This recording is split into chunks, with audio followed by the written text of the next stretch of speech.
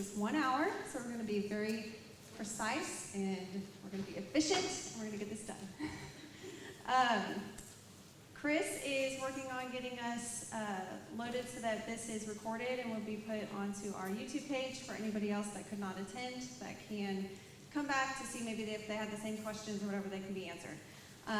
Also, if for whatever reason your question cannot be answered tonight or today, you may come back Wednesday at 6:30. We're going to have the same format, same agenda.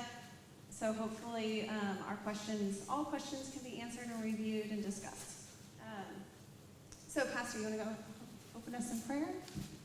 How long do I need to pray to solve for the technology work? All right, let's bow our heads in prayer. Gracious Heavenly Father, you are a good and loving God. It is amazing the gifts that you give. You have brought us all here to Trinity for a purpose. You know what you're doing, and you even have a plan for us as a church.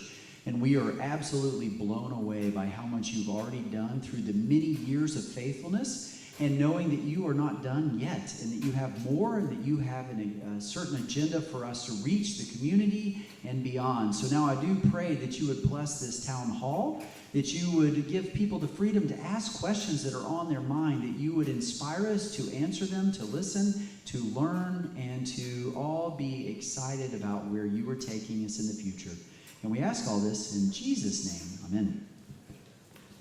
Thank you. All right, so we are going to open up with, first of all, did everybody get an agenda and a copy of the survey summary? They were sitting on the table out in the narthex. If you do not get one, you can go grab one real quick. Here. All right, so I just want to go ahead and kind of explain the purpose of the Campus Growth Committee. About a year ago, the board came to me and asked if I would be willing to find out what you guys want. They knew that there were multiple opinions on kind of where this campus was going. We were obviously going through a rocky period with COVID, new pastor, and all this stuff. So they wanted to have a way to find out from you guys, communicate from you guys to them. What do you want? So that was the task that we were assigned. And the way we did that was to send out a survey. And that's what you guys filled out for us. And I just want to thank you guys for filling that out, because that's how we get our information. So our mission statement as the committee, if you want to turn to your survey summary here, it's listed at the bottom of your preface section, and it was stapled backwards. I apologize. Under the preface section, it's, I think, on page 2 for y'all. It should be page 1. Our mission statement is to explore the facility needs and desires of the church, school, preschool, and community while discovering God's plan for Trinity's campus. So we knew that a church goes beyond the physical buildings. The church is the people.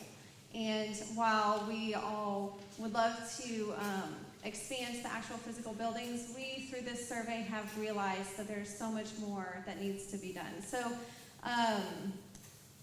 we really hope that you guys can understand that purpose for us is that we are here as a committee to go deep, to kind of be a visionary team, to find out from you guys, our direction, because we can't do that unilaterally through the board of directors. We need you guys. So our Bible verse is from Proverbs 16:9. In their hearts, humans plan their course, but the Lord established their steps. So I am really excited about this town hall, and I really hope that it can be something that we do on a regular basis, and maybe even several weeks before voters' meetings, as a way to get those questions asked and answered, ideas thrown out there from you guys, so that when you go into a voters' meeting, you are educated, you already have the answers, you know kind of where we're going before you vote on things, So the way this is going to work, we are going to have, as you can see on the agenda, we have basically 4 different topics. And those 4 topics came from the results of the survey through the open-ended questions at the end that were questions and concerns that were left unanswered for you guys. So If you have a question, we're not going to run around with the mic. We're going to have this section of chairs over here for you to come over here and sit in line, and you may walk up to the mic and ask the question. You'll be given 2 minutes to ask your question or make your comment, and then we can respond to whoever will respond depending on the question. So if, for example, if you have a question about communication, you may go ahead and walk over there and get in line for communication. If you're not sure yet, it's okay. Eventually we're going to get into finances, fellowship and outreach, and then facilities. And then we'll have an open mic section at the end if we have time for any question that maybe doesn't fit in those categories. Does everybody understand?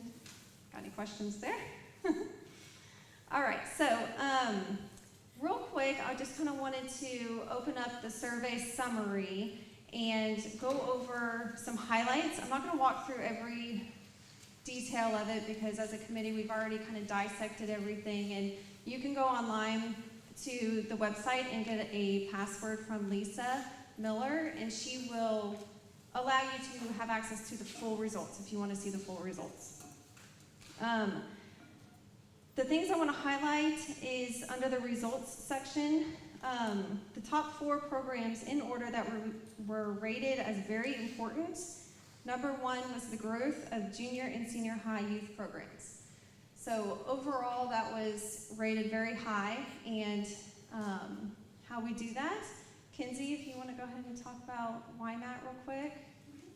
Sure. Okay. Hello.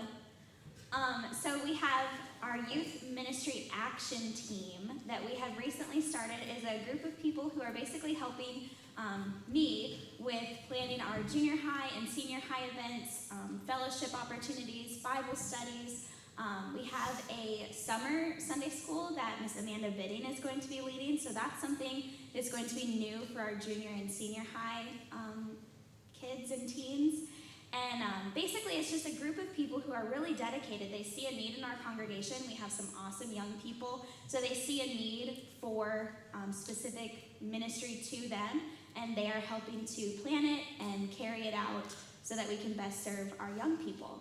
So if anybody does want to get involved with our young people, I am always open for ideas and suggestions and help in that area. Okay.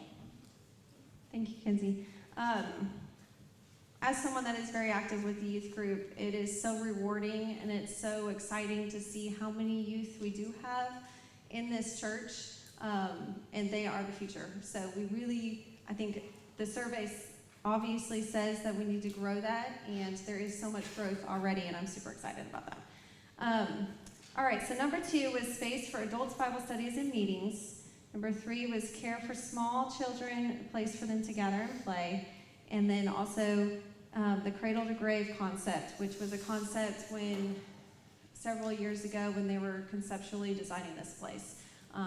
And so that concept has really stuck with people, and I think it's really exciting and a really cool concept that we're going to keep nurturing, and hopefully we can get there. All right, so then church construction activities that were ranked in the following order. Number 1 was an assembly hall. Number 2 is a commercial kitchen. Number 3, conference rooms. Number 4, church offices. Number 5, music room. Number 6, junior and senior high youth space. Number 7, separate Sunday school rooms. Number 8, space for outreach. And then if you flip it over to the next page, you'll see the school construction activities. These kind of go hand in hand with the church ones. We were trying really hard on the survey to separate the two, but in reality, they are going to share. And that is also an important concept that a lot of people in the survey said, is that we need to have a space that can be used between the two. So we're being efficient there. So number 1 was gymnasium, number 2, K-8 building. And then you can read through the rest of those. So going down to our concerns section, comments and concerns, this is where we formatted our evening for, or our afternoon for today, the topics of discussion. So the first one I decided to start with was communication. The goal of the Campus Growth Committee is to open that communication in order to give people, like I said before, a way to communicate back to the committees and the organizations that are making decisions, y'all can get your voice heard. To keep everyone on the same page and up to date with information, we have posted on the church website all the information from this committee. So if you ever have any question about what we are talking about, it's all on there. We're very open. All of our meeting minutes and everything are up on the website. And again, I want to make this a yearly event. Hopefully we can send out a kind of a pulse of the congregation type survey every year to kind of get demographics, see where we're at, all kinds of stuff. So the committee has already been thinking about how can we do this more. So if anybody has any questions in regards to communication, they can come up here. Questions, comments? Yeah? State your name before you get started, please, for the video. I'm Colleen Crane. I may have comments on everything, but communication first. My concern about keeping everything online is maybe some people who aren't online, and they are valuable and loved by God. I'm online all the time, but there are some people who aren't, and I look at the small number of people who responded in a certain age group. That's all. Thanks. Okay. In response to that, we did have several paper surveys that people did fill out, and I did pick those up, and they were included in the number. Again, this town hall is an effort to reach out to those people that aren't online to get printouts of the survey summary that's posted there. And also, if anybody has any questions, they're welcome to call me or Lisa or whoever's in the office, Jeff as the board of director. I won't bite, I promise. Any other questions? All right, so we will move to the category in finances. Like I said, if you already know that you have a question in regards to one of these specific topics, you can go ahead and get in line over there in the chairs. Several of the questions from the survey surrounded the funds from the Florida sale, where those are located, what they're being used for. I think Abigail is going to go ahead and respond to that.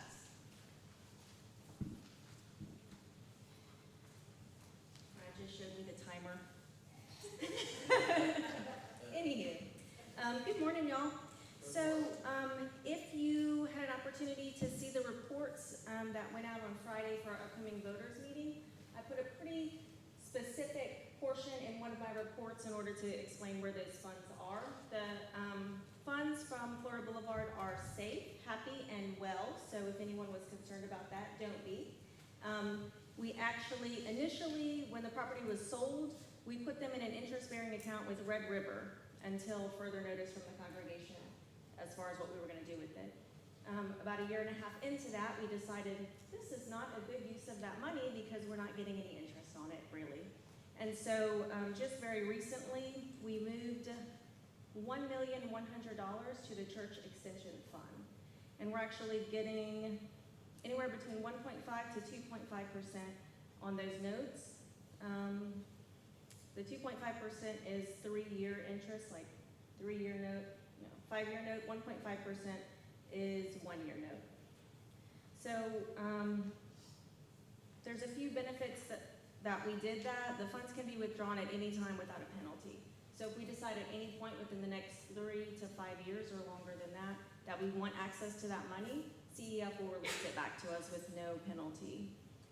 CEF also offers a loan rebate program based on the amount of money invested by the church and its members. So Trinity qualifies for a 0.5% rebate on the balance of our loan.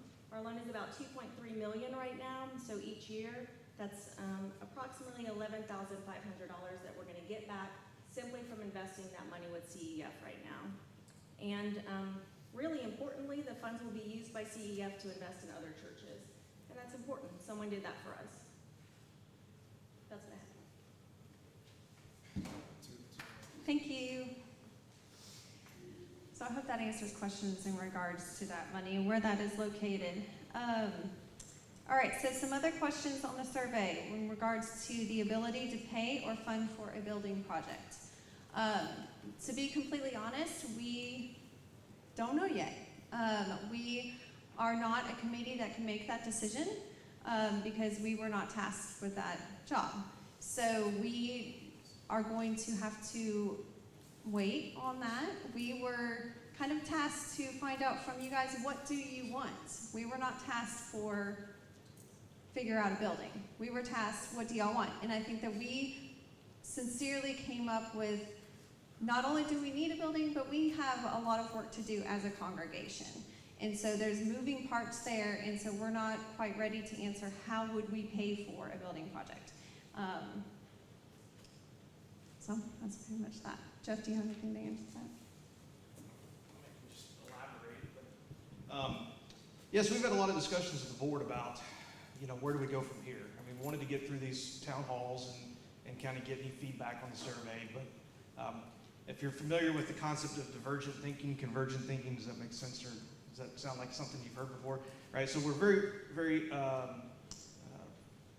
trying to stay right now in that divergent thinking model, which is, what are all the possibilities, what's out there, what are people interested in? Once we kind of get our arms around that, then we can move more into that convergent thinking model of, okay, now let's start getting more specific about what does that actually look like. We've had a lot of discussions. We've had discussions with the board about when do we actually form that, quote, building committee, right? And I would say we are probably not all that different from where the congregation is, which is we've got some folks who on the board who probably are ready to get the shovel and go break ground yesterday. And we've got some folks who are like, hey, let's take our time, let's think through this, let's make sure we do this right, let's make sure we bring the whole congregation along with us, and that we're all on board with where we want to go.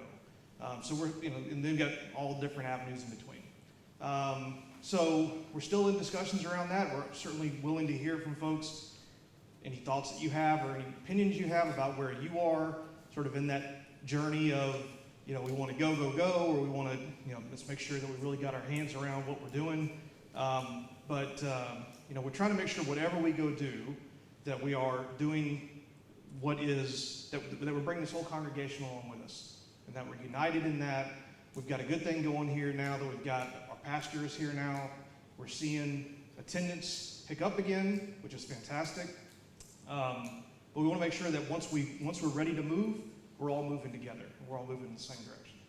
So that's kind of where we've been right now as far as forming that building committee. I do think we're going to get there, because at some point, right, you've got to, the questions around how do we pay for this, well, we don't even know what this is yet, right? At some point, you're going to have to do the legwork to actually put down on paper what would a new facility look like, or not a new facility, an addition to this facility.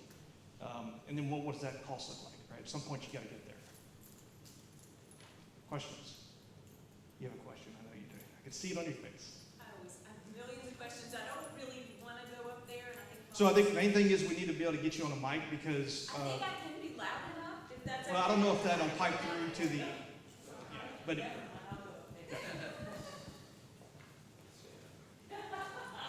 that way everybody that's watching at home. Larry can hear you. Risendahl told me I have permission to stay up here, so we're in big trouble. No, there were, when the facility was planned, and I know that's a whole century ago, it probably was last century, but the building on to this rather than a new church, is that what we're saying? Is that our only option that we talked about? I'm not sure I follow your question. I mean, I wasn't clear. It happens all the time. I think so there's a couple of things, right? So there are needs that the school feels like they have as far as building needs, which is a separate building from, potentially a separate building from a gymnasium, which can be used for the school, which can be used as a multi-purpose facility for the church, if you will. So and I think that's part of what you're getting at, is part of what we want to understand. What is the priority? Because I think, to be fair, we're not going to be able to do everything at first. So we've got to kind of understand what's the... That wasn't my question. Okay. My question was, you mentioned that adding on to this building, and I thought that at one point we were going to build a more churchy kind of church. And then use this one for something else. I could be wrong, but that was my understanding, and I just really wanted a clarification on that. I don't think there's any hard... And I'm all about school too. My daughter went here kindergarten through 8th grade. Right. Love to get... I don't think there's certainly no plans that have been made for that. So if you look at the master plan for this site, there's this sanctuary, there is you call it master plan for a school building back over here, a gymnasium back over here, and I think there was a dining hall included in that as well. But there was not, in the original plans, there was not anything that said we're going to expand this building. Now, what we have talked about, and I think what was maybe casually discussed, I remember Pastor Dave saying this to people, and we've thought about this, is that the vision, the long-term dream, if you will, would be one day maybe you take this building and you go back that direction with a brand new church, and this becomes like Sorry. Only the old people remember what I'm talking about. It's Okay, all right, I'm gonna well get then- sit. Yeah, so that you're maybe further back than even I'm going, but I do remember correctly, Gordon Chambers said so. Whoops. Well, no, I'm just going to say what she was referring to was the original vision was that there would be a small chapel built, and then there would be a larger sanctuary built. And the small chapel would be used for weddings and funerals and some gatherings like that. So that was the plan that was kind of put forth as not really official, but it had the retirement community and all that too. It's all under Pastor Smitty. So what I would say is what you're talking about right now is exactly the reason why we're wanting to go slow. Because what we heard from people was that the vision that was, I think, sold on this campus is not what we ended up with for varying reasons, okay? But like all the things you're describing are not even on what I would call maybe it was the second site plan that was developed by the person that did these buildings, right? So I think that it's a good example of why we want to make sure we take our time, that everybody's on board, everybody understands what we're doing, everybody understands what we are able to do. I mean, I think that original concept was fantastic. I think our eyes were a little bit bigger than our stomachs as it related to what we could afford to do. So we don't want to put ourselves back in that spot. Again, another thing that I want to reiterate is that this committee is not the building committee. So that committee will be formed whenever the board feels like it's ready, and then they will discuss, based on what we already have now, what we can do moving forward. I realize that there's been a lot of discussion on what was said in the last building committee to get to where we are now, but I think so much has changed that will be discussed as a separate committee. Our committee is a visionary committee, long-term, get some ideas out there like, yes, I can hear already from the comments we want a building. So then what we do is say, hey, board, the congregation is telling us we really want a building. Board will then decide when it's time to make a building committee. So we have a section here for facilities in just a minute, but what I really wanted to jump into is fellowship and outreach, because that was another overarching concept from our survey, that we need to unite the congregation again in ways that do not require a facility, an actual physical building. So a fellowship committee would be one that Pastor has been really working on, fellowship and outreach, to do events, to do, Pastor, if you want to, do you want to say something for that? Because I don't want to say something wrong.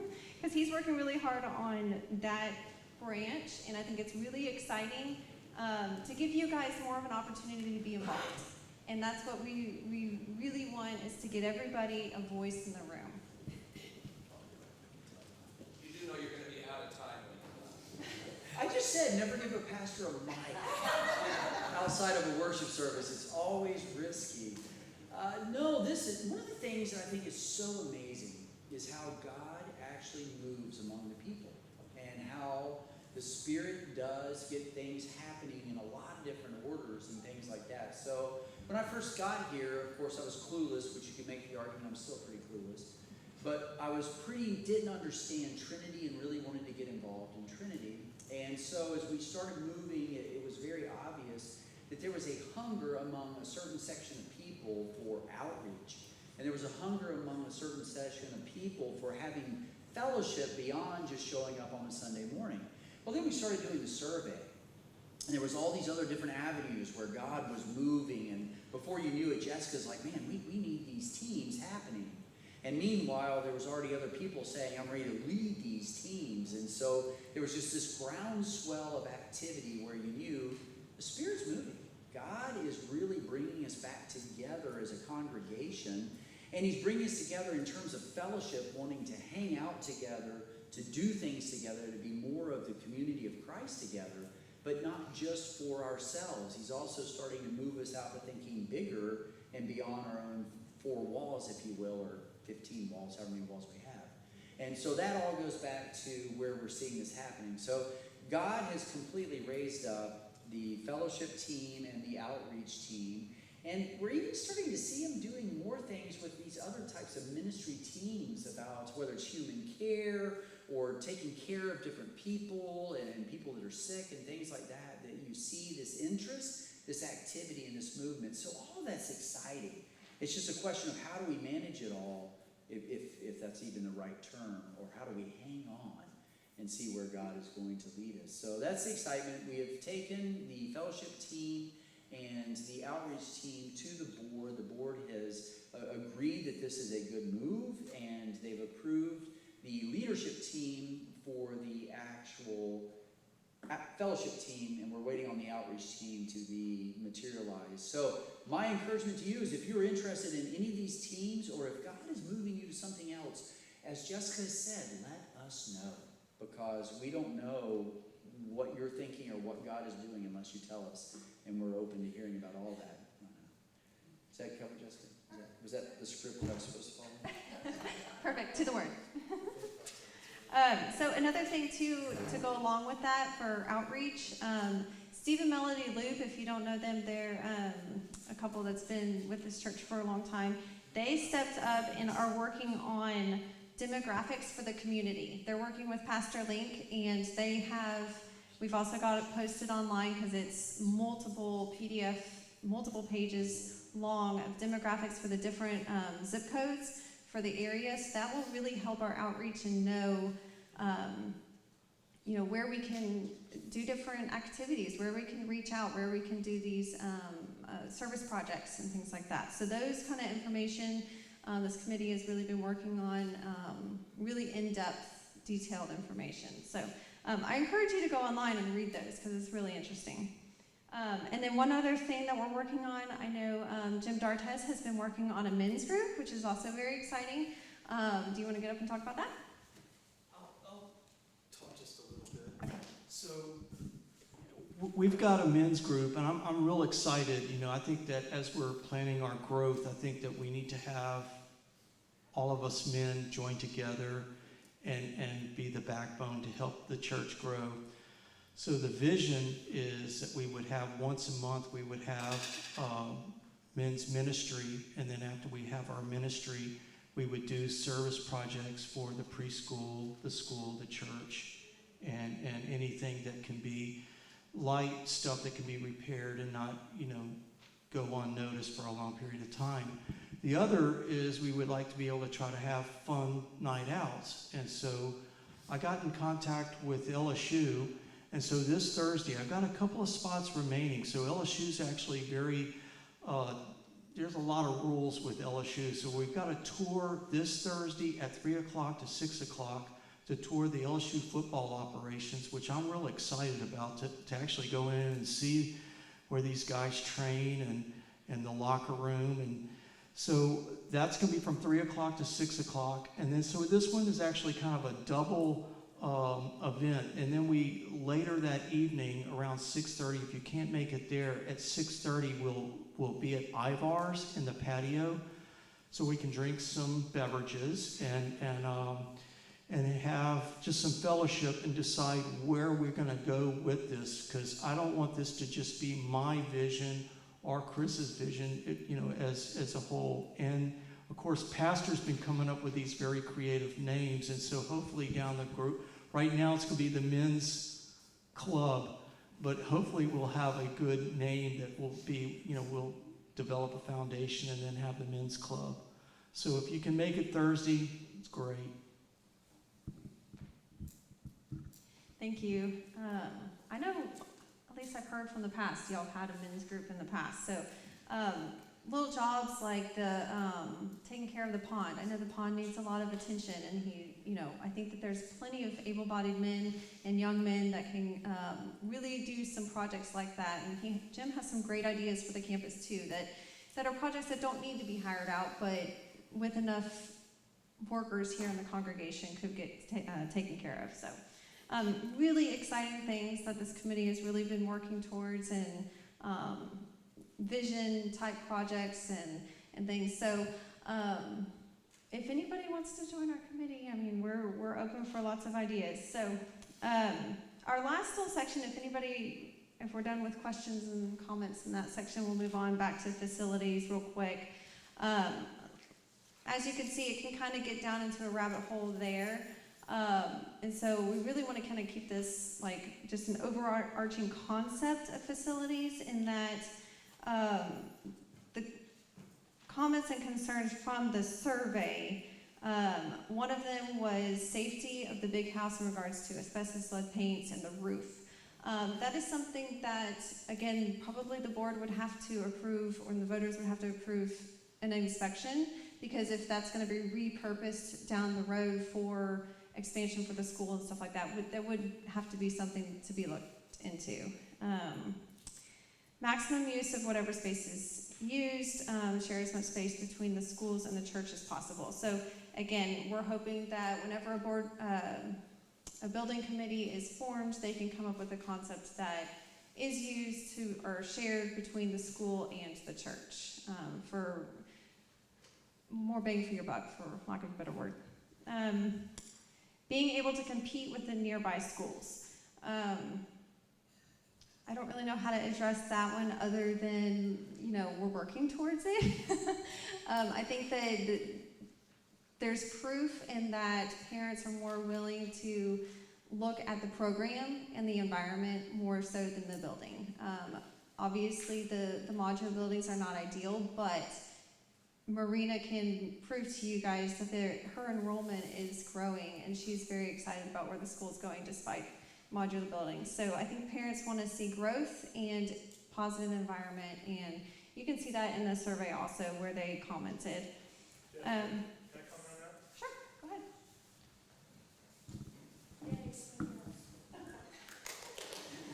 So real quick, I just wanted to address that. I've been working with Marina for the last couple of years on marketing. That's one thing that we really have never been strong on. And we went ahead and we've got a program called niche.com where you can go through and give feedback. I think that's helped out quite a bit. We've also escalated our Facebook presence as well. But one of the things that we found too is the biggest thing is word of mouth. And so one of the things I'm going to ask you all to do is to go to our niche.com website. You can find us by looking for the school and give a survey, give a feedback. One of the things, I just went through a business masterclass about a week ago, and one of the things we talked about was on sales and marketing, and how much of a difference when you see those reviews, how important that is, because we're a tribal society. We see these things, and if you're looking at something on Amazon as an example, when you look at something that says it's got 5 stars and you see all these reviews, I'm going to pick that product versus the other one that has no reviews or very few. So one of the things that I encourage everyone to do is to go on there, fill that up with all kinds of different reviews. You know someone who either has been with you in your family that's gone to school there, or you know someone in the church that has had a child that goes to school there. That's a big, big piece, and spread that word. But one of the things that I will say is Marina has been taking in this and running with it, and I applaud her efforts. She has done a wonderful job, and our attendance continues to rise every single year. And this was something that we weren't certain of a couple of years ago whenever I was on the board. So I want to just let y'all know where we are with all that, and we'll continue to escalate that. Thank you, Chris. Can we still talk about the school? Yeah, go ahead if you have a question. Do we still have a group that prays for the school specifically? I'll just say this real quick. I can't help it, y'all. I have opinions about everything. When the school was its largest, there was a very active group of people who prayed for the school. Mothers, I think it was mostly mothers, but it was very active, and for every single thing we're doing here, I think that's what I think we need to have maybe an organized group who just stays on their knees about all of these things. Jordan, do you know of any active group? No? Okay. I'm happy to be part of it, even though I would be a grandmother type now. Prayers we're not biased. I want to give a shout out to Pastor Bill, because when he came on campus, one of the things we do together as a staff is every Monday at 10:15, all the department heads and ministry leads meet, and we walk to each building on our campus, including out, we don't go all the way to the street, but we pray in that direction, and we pray for our preschool, for our church, for our school, for our community, and for our administration for our church. And you guys are all welcome. 10:15, join the party, more prayers, more better. When is it? 10:15 every Monday. Yeah. I love that. Thank you. Brad wants to FaceTime, that's fine. You can call me. Okay, so the last thing I have under this topic is campus beautification projects. And again, I talked about briefly with Jim. There's a few things around campus that have been told, I can do that kind of like DIY type stuff. That is very easy. So, does anybody else have any questions in regards to facilities that's going on right now? Okay, so I guess that concludes that. We have a little bit of extra time if anyone has any, just extra questions. Go ahead, Melissa, if you want to go.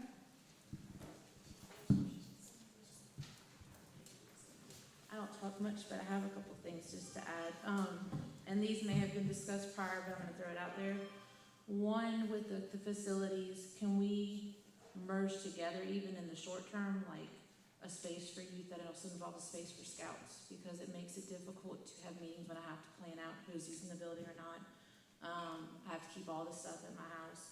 I don't know if our Boy Scout troop's even doing anything right now or not, but I can just speak from the Girl Scout side of it. We're kind of rebuilding, but we actually have more scouts from the community than we do from the school right now, which is really cool, I think. Makes it very diverse. So that's kind of an outreach also that I would love to continue. And we can do that better if we have just kind of a better space, because it's more inviting to new people when they come in and kind of see what we're all about. So that's something.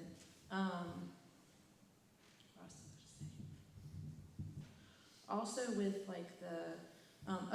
and our scouts also want to do more things, and so if there's outreach and or beautification stuff at the property or things that we can do to give back, that's part of the things our older girls really want to do, is be more involved in giving back. So we would love to be a part of that too.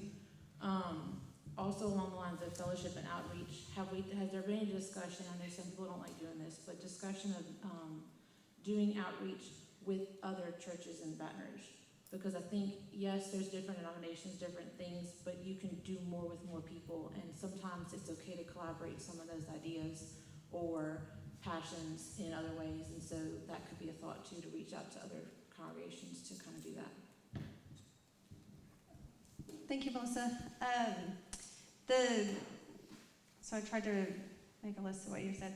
Space for scouts. So that is something that is on the survey, kind of a multi-purpose space that can be used, and we can have a schedule of who's using it at what time and things like that. As of right now, I think that's kind of in long term, but I think that, the scouts and other groups are definitely on the same page as you, is just needing space in general. So as far as service projects goes, yes, we'll be contacting you about that for sure. And then outreach with other churches. So the Holy Trinity in Covington, we do, as a youth group, we do several activities with them on a regular basis. Most of the time it's fun outreach stuff, but we did retreat with them, and I'm sure Kinsey, she's already gone, but outreach type service projects with them would be easy to schedule. But I can talk to her about what other connections she has with other churches, because I think that is a good idea.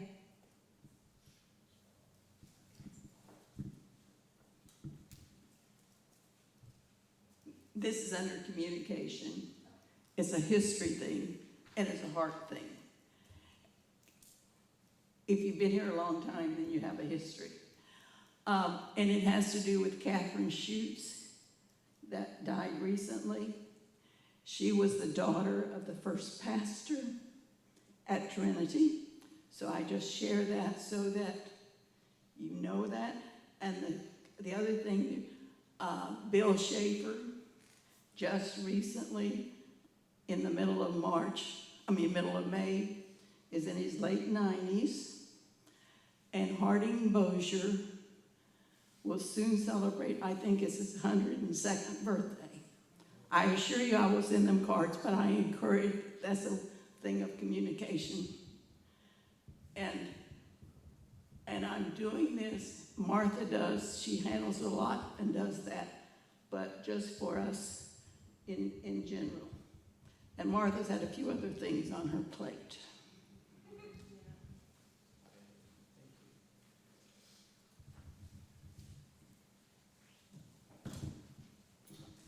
Thank you. Hi, I'm Alan, and first of all, could I ask who was on this committee?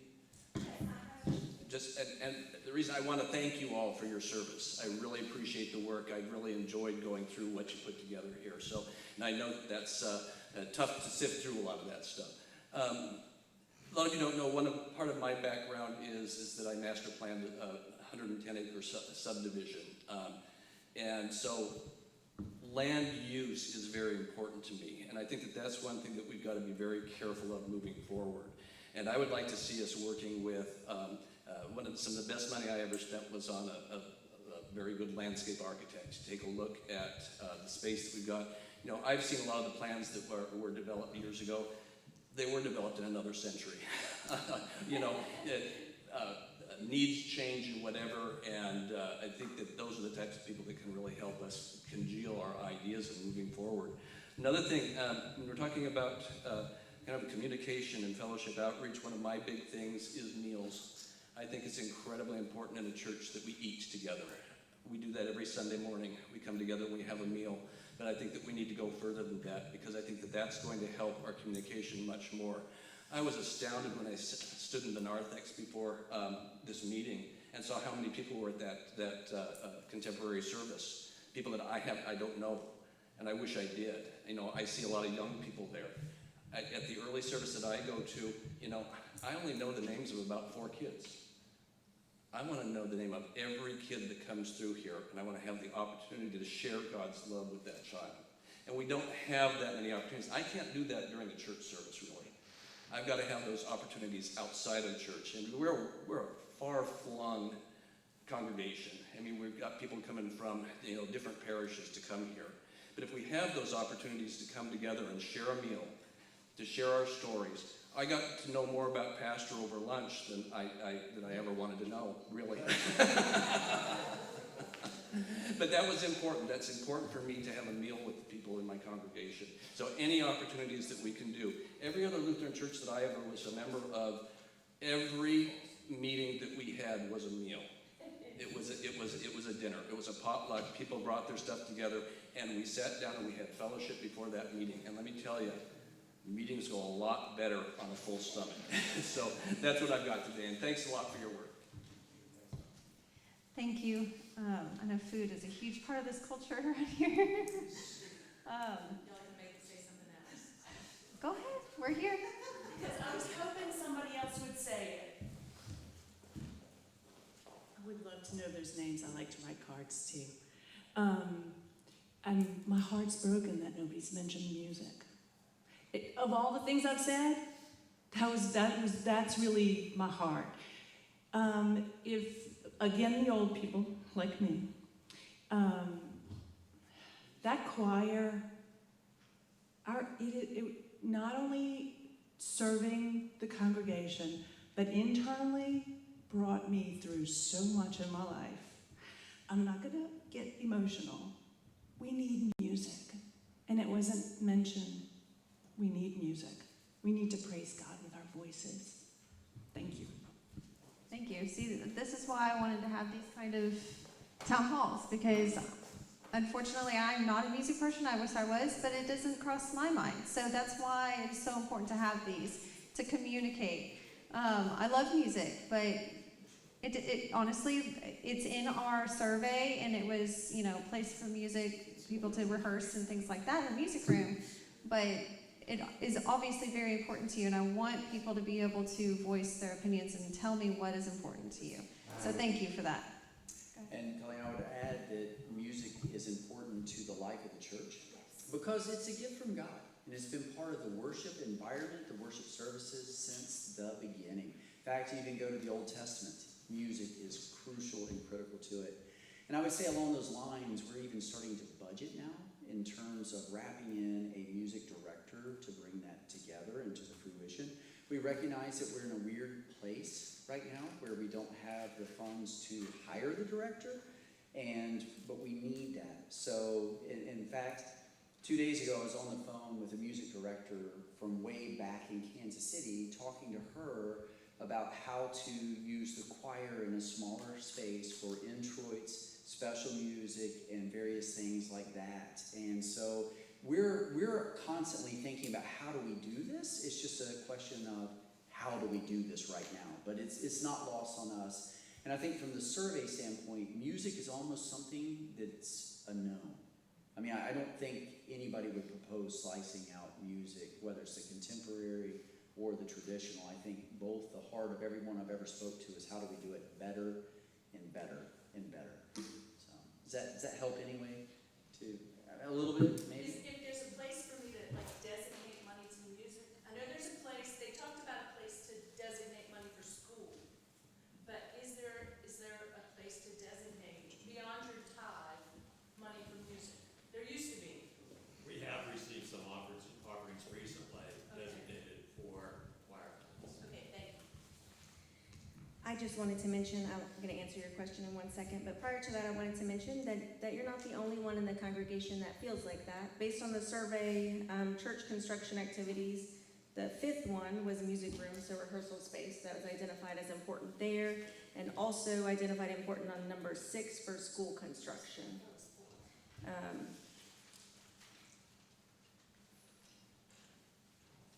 Either way, it's there. People care. And Pastor stole my thunder. I was waiting till 2 weeks, but we did put more money in the budget this year to be used towards music. So Pastor is going to be in charge of what that looks like moving forward. But we are working on it, Colleen. So please don't think we're not. Like we hear our congregation. It was a message super loud last year at our voters meeting for the budget, and so we did invest more there. Now I forgot the original question. Oh, designated funds. Actually, we just developed a designated fund policy that will allow us to open particular designated funds. I think there may be one for the choir already, Larry, but I'm not sure. I checked with you all, and you told me. And I said no. Okay. So we are receiving funds for the choir. perfect. And so there's a path forward with that. So if you'll get with me in the future, you can call me. You know my number. We'll work through that. Pastor approves designated funds. Lots more information. Did you need me up here? One for the gymnasium. A designated fund. So I don't want to pretend to make up answers, Roger. And I'm not comfortable answering that at this point. Well, so here's the thing. The one thing that I've been focusing on in my role this year is the development of policies for the operations of our church. Something that I'm called to do within our governance documents. And one of those things that fall within that purview is going to be things such as establishment of designated funds. We've been doing that really loosely within our congregation. So we'll open a fund and we'll keep it, and there's no parameters around it. And so we've really created a system by which that can be done well. Now, when we start to talk about funding particular building projects, the thing that we haven't mentioned in this meeting up to this point is really that any kind of future building project is going to have to come to the voters for a vote, right? You guys get to say whether we build or not, right? I get to say I'm a voter as well, right? We as a congregation make that decision. And until that decision is made, I don't think it would be good to be taking in people's money in order to fund that. I don't know if that helps. Can you verify? Yeah. To to echo what Abigail just said and what Jeff brought up at the very beginning. At this particular juncture, we're coming up with ideas of what to build and how. And so even what that gym looks like or what funding would look like at this particular time is probably a little early until we've gotten some more, until we see pictures, until all of us start coming on the same page and we're driving towards the same vision. It's a little early, I think, to give to that designated fund. The choir is different though, because the choir is something that we're looking at acting on right now. It's not something that we have to wait on a building to show up. So I would say until designating for specifics, get involved in the building committee when that comes out so that you have a voice to say, if you're that passionate about a gym, that you're able to not make the case, but help everybody else see what you see. And I would say that before even giving, that would be more important, because if we can't get everybody on the same page, we're just going to be running in different directions. Thank you. Any other questions? It's open mic, so it can be anything. Go ahead.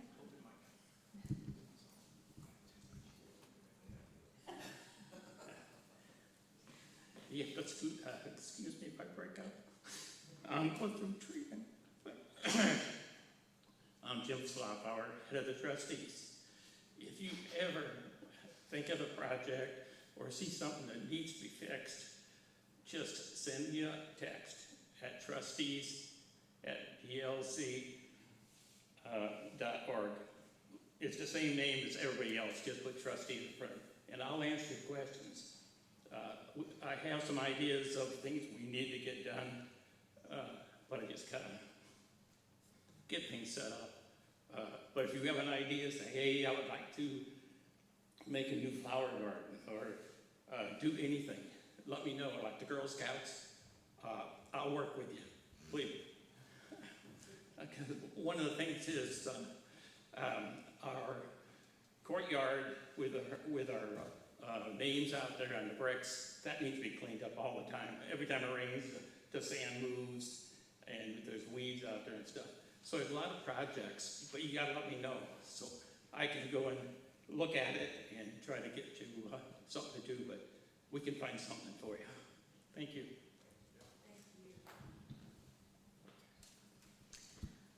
All right. Well, if nobody else has any other questions, then this concludes the meeting. And thank you guys again for coming out. It really does mean a lot.